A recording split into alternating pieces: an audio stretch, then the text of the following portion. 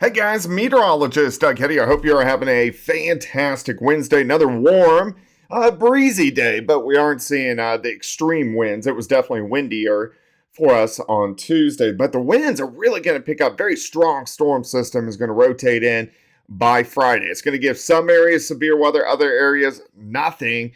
The areas that at least have nothing are going to get very strong, gusty winds, kind of similar to what we had early last week. So today on our Weather 2020 video covering the four-state weather area, Kansas, Oklahoma, Arkansas, and Missouri, we're going to cover next few storm systems. We'll look through about the next 10 days or so. We're going to jump into that here in just 1 second. Huge shout out to my boy Superior Roofing and Construction, a four-state premier roofing contractor. They're local to Joplin, Missouri, but they service all of Kansas, Oklahoma, Arkansas, and Missouri. So if you have roofing needs, give them a shout. Also, if you guys have any questions or comments or want me to talk about something, leave it in the comment section below. I had one comment yesterday wanting me to kind of detail the drought a little bit more in the drought tracker. It updates on Thursday, so we will do that tomorrow. All right, let's jump in. Let's see what's going on. You can see the clouds increasing Oklahoma down through parts of Texas. This is due to a fairly weak wave, which is going to rotate through later on tonight. So far, not much is going on, but there is at least a low severe threat, really from Fort Smith down toward Texarkana, over toward Little Rock, and this extends farther south into parts of Texas. But whatever does develop is going to be pretty choppy. It's not going to be really organized, so whatever storms do form, though, they could be severe. Main threat is going to be gusty winds and large hail. Bigger storm system moving into the Pacific Northwest, that is the wind storm, and which is going to produce thunderstorms, severe weather as it moves out into the Central Plains. So let's look at the winds first. Let's go into Thursday. Not bad. I mean, winds are going to be gusting 15 to 20 in Joplin, Kansas City. A little bit higher once you get into western Kansas. Now, they get moving by Friday, especially ahead of the dry line, which at this point in time is really from Wichita to Tulsa. So you can see how the arrows kind of split apart just a little bit through central eastern parts of Oklahoma.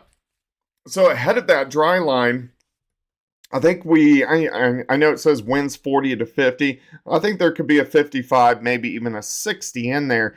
And then as that dry line pushes east, it takes the strongest winds with it. Then it just moves back to windy as we go into Friday night and even into Saturday. It's still going to be on the windy side.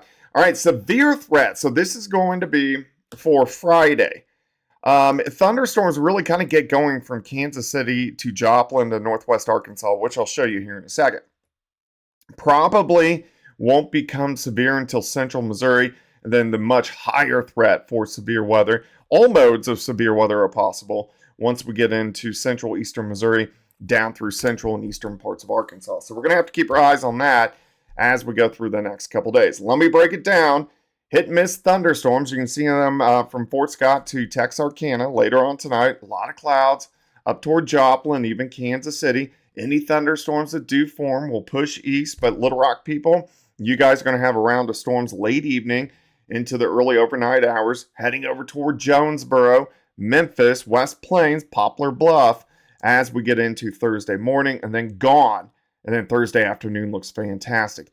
80 in Topeka, 79 in Tulsa, 81 in Joplin, 80 in West Plains, Little Rock, up to 79 degrees. Heading into Friday, now's when the winds really get moving. Look at this big storm system kicking out. Here's almost the noon hour, sitting into the upper 60s to near 70. I want you to watch. Here's this next frame. So here's 3 p.m. We start to get thunderstorms forming. So here's our surface low, central Kansas.